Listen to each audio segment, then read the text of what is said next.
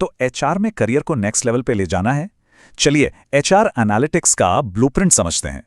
अक्सर HR professionals को लगता है कि एक पॉइंट के बाद करियर और सैलरी दोनों की ग्रोथ रुक सी गई है, लेकिन एचआर एनालिटिक्स इसका जवाब है।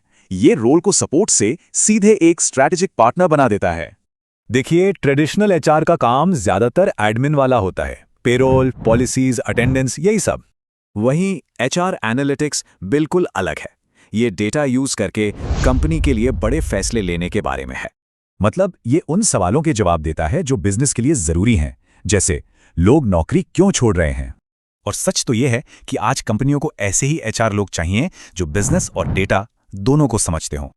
तो इसका करियर पर क्या असर होता है? सबसे पहले और सबसे बड़ा असर पड़ता है सैलरी पर। एनालिटिक्स स्किल्स के साथ एचआर प्रोफेशनल्स एक बिल्कुल नए हाई पे ब्रैकेट में आ जाते हैं, टेक रोल्स की तरह। और ये ग्राफ तो साफ साफ दिखा रहा है कि कमाई में कितना बड़ा फर्क आ जाता है। सिर्फ सैलरी ही नहीं, पीपल एनालिस्ट जैसे कई नए और मजेदार रोल्स भी मिलते हैं।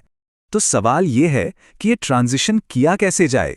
शुरुआत होती है सही टूल्स से। एडवांस्ड एक्सेल, एसक्यूएल और पावर बीआई या टैब्लू जैसे टूल्स पर मास्टरी करना तो बेहद जरूरी है। और अच्छी खबर यह है कि इसके लिए एक क्लियर 5 महीने का रोड मैप भी है।